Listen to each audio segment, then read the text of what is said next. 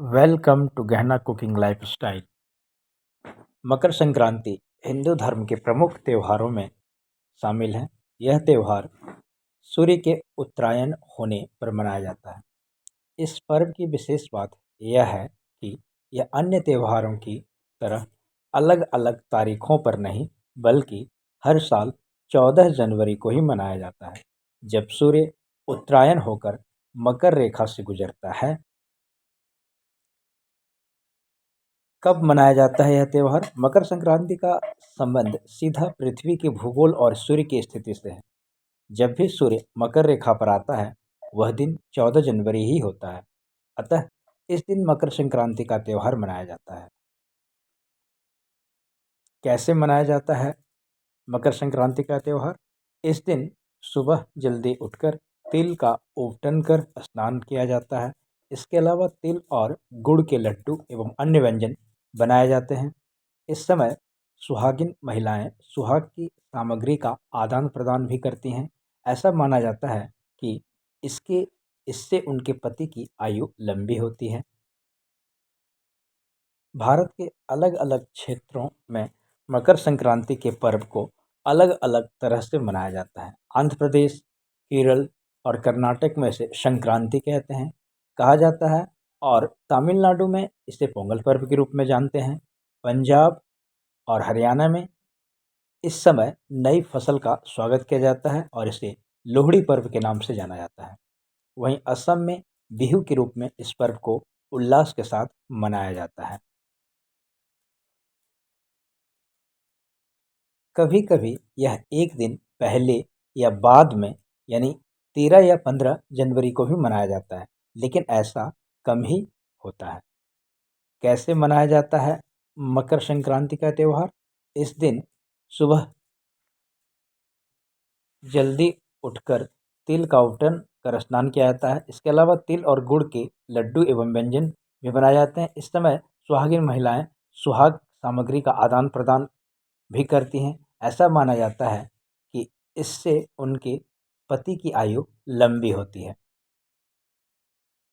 भारत के अलग अलग क्षेत्रों में मकर संक्रांति के पर्व को अलग अलग तरह से मनाया जाता है। आंध्र प्रदेश, केरल और कर्नाटक में इसे संक्रांति कहा जाता है और तमिलनाडु में इसे पोंगल पर्व के रूप में मनाया जाता है। पंजाब और हरियाणा में इस समय नई फसल का स्वागत किया जाता है और लोहड़ी पर्व मनाया जाता है। वहीं असम में बिहू के रूप में इस पर्व को उल्लास के साथ मनाया जाता है। मकर संक्रांति की खासियत, हर प्रांत में इसका नाम और मनाने का तरीका अलग अलग होता है। अलग अलग मान्यताओं के अनुसार इस पर्व के पकवान भी अलग अलग होते हैं, लेकिन दाल और चावल की खिचड़ी इस पर्व की प्रमुख पहचान बन चुकी है। विशेष रूप से गुड़ और घी के साथ खिचड़ी खाने का महत्व है। इसके अलावा तिल और गुड़ का भी मकर संक्रांति पर बेहद महत्व है।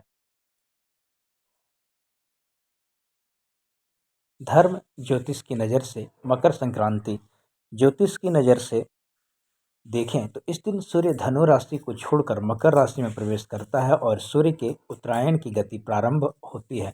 सूर्य के उत्तरायण प्रवेश के साथ स्वागत पर्व के रूप में मकर संक्रांति का पर्व मनाया जाता है। वर्ष भर में 12 राशियों मेष, वृषभ, मकर, कुंभ, धनु इत्यादि में सूर्य के 12 संक्रमण होते हैं और जब सूर्य धनु राशि को छोड़कर मकर राशि में प्रवेश करता है, तब मकर संक्रांति होती है। दान का महत्व, सूर्य के उत्तरायण होने के बाद से देवों की ब्रह्म मुहूर्त उपासना का पुण्य काल प्रारंभ हो जाता है। इस काल को ही परा अपरा विद्या की प्राप्ति का काल माना जाता है। इसे साधना का सिद्धि काल भी कहा गया है। इस काल में देव प्रतिष्ठा, गृह निर्माण, यज्ञ कर्म आदि पुनित कर्म किए जाते हैं। मकर संक्रांति को स्नान और दान का पर्व कहा जाता है। इस दिन तिथि एवं पवित्र नदियों तीर्थों एवं पवित्र नदियों में स्नान का बेहद महत्व है। साथ ही तिल, गुड़, खिचड़ी, फल एवं राशि अनुसार दान करने पर पुण्य की प्राप्ति होती है। ऐसा भी माना जाता है कि इस दिन किए गए दान से सूर्य देवता प्रसन्न होते हैं। महाभारत के अनुसार महाकाल में भीष्म पितामह ने सूर्य के उत्तरायण होने पर ही माघ शुक्ल अष्टमी के दिन स्वेच्छा से शरीर का परित्याग किया था। उनका श्राद्ध संस्कार भी सूर्य की उत्तरायणी गति में हुआ था। फलतः आज तक पितरों की प्रसन्नता के लिए तिल, अर्घ्य एवं जल तर्पण की प्रथा मकर संक्रांति के अवसर पर प्रचलित है। उपसंहार: इन सभी मान्यताओं के अलावा मकर संक्रांति पर्व एक उत्साह और भी जुड़ा है। इस दिन पतंग उड़ाने का भी विशेष महत्व होता है। इस दिन कई स्थानों पर पतंगबाजी के बड़े बड़े आयोजन भी किए जाते हैं। लोग बेहद आनंद और उल्लास के साथ पतंगबाजी भी करते हैं।